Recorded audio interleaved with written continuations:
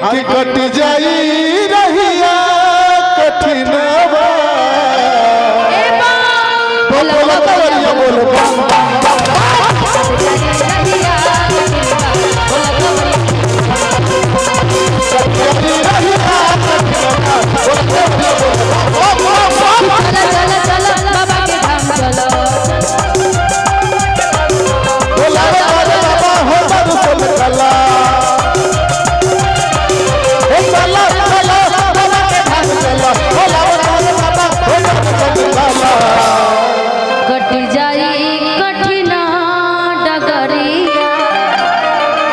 हर की कट जाई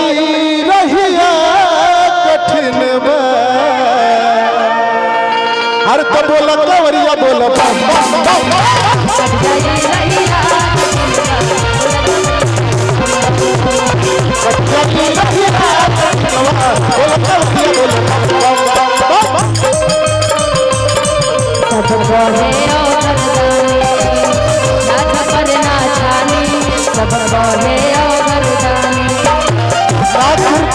धोती कर बहे गंगा पानी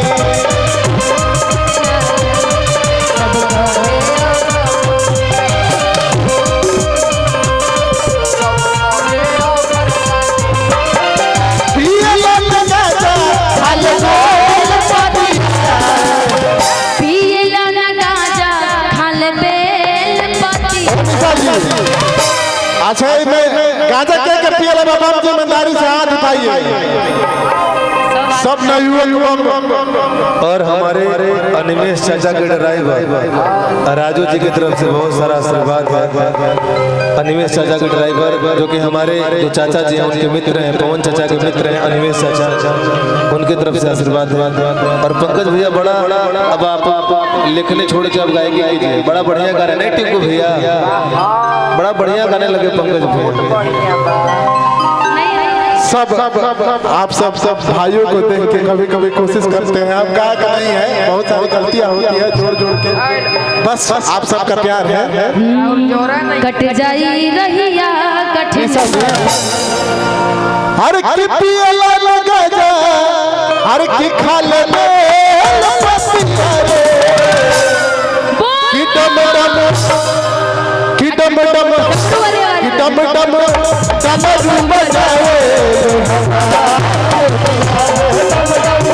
डमरू बजाए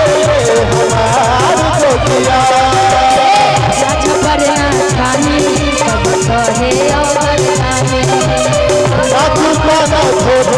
सब बहे गंगा पानी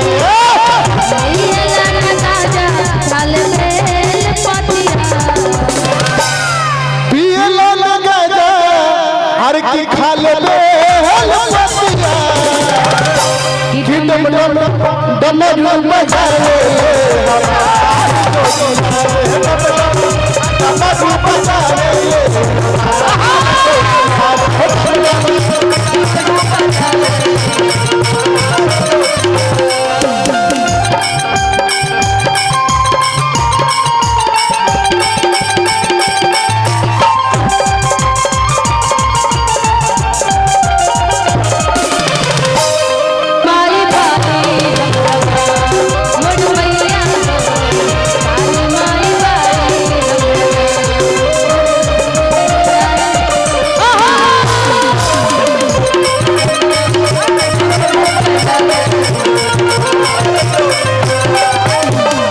हम चाहेंगे कि हमारे निरंजन भाई इस गाना को बहुत बढ़िया गाता है, क्योंकि आपने पिछले बार भी गाया था, हम उस समय मंच पे आए थे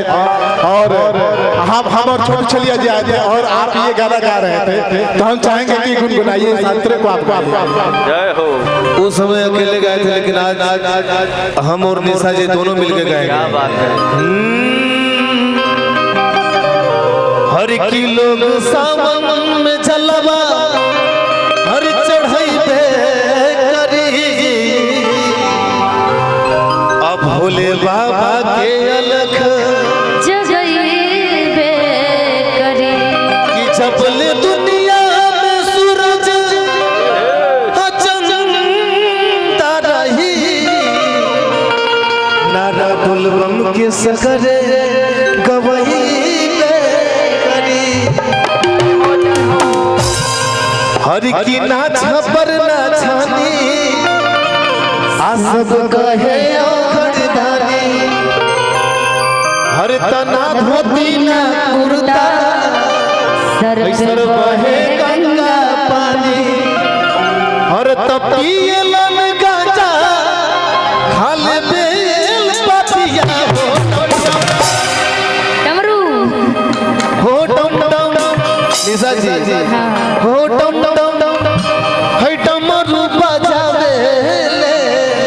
हमार जोगिया हो डम डम डमरू बजावे डमरू बजावे हमार जोगिया ना खबर ना छानी सब बहे औखड़दानी ना धोती ना कुर्ता सर बहे गंगा पानी पियला ना जा तेल पोतिया डमरू बजावे हमार जोगिया डमरू बजावे हमार जोगिया डमरू बजावे हमार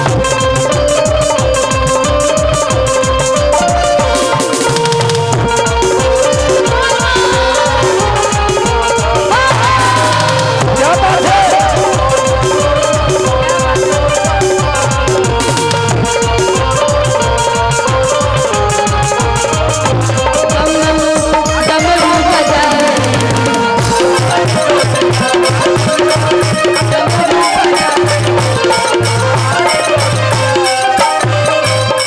बाबा अपने ही हाथे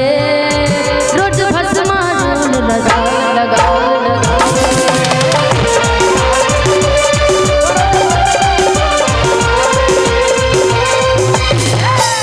लेकिन निशा जी कहो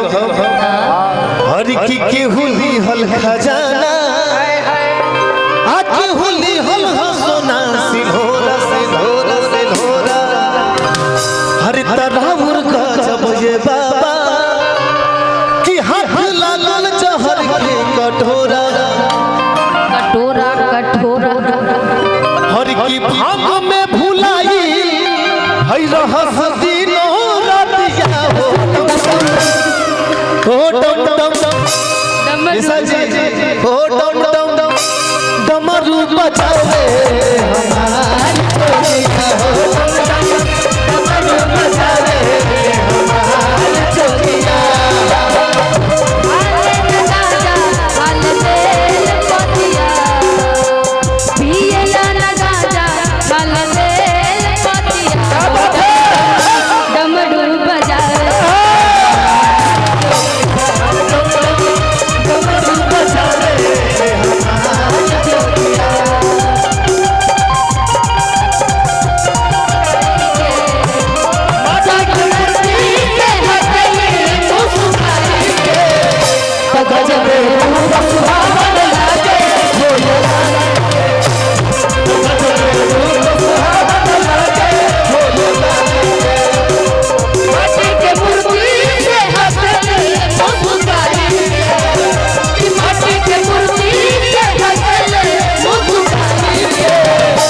गजबे रूप सुहावन लागे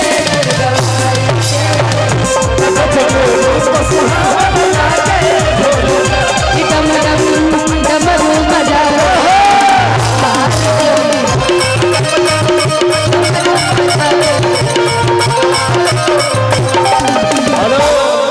और ये हमारे निशा उपाध्याय जी के लिए राजपूताना समाज औरंगाबाद बिहार की तरफ से बहुत सारा आशीर्वाद है बहुत बहुत शुक्रिया और क्या कहना है हरि की जब चढ़े सबनवा बाबा बदले या बनवलाने कि जब खोजेला बोलबा हर तब दू घर बने राजधानी कि जब चढ़े सबनवा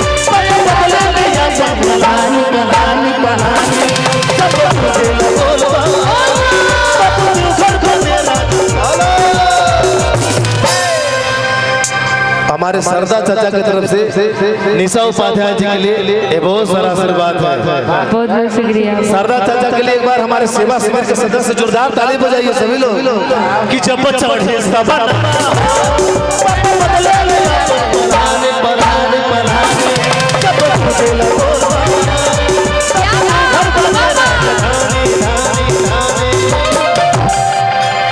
हरि की भांग में भूलाए हई रहा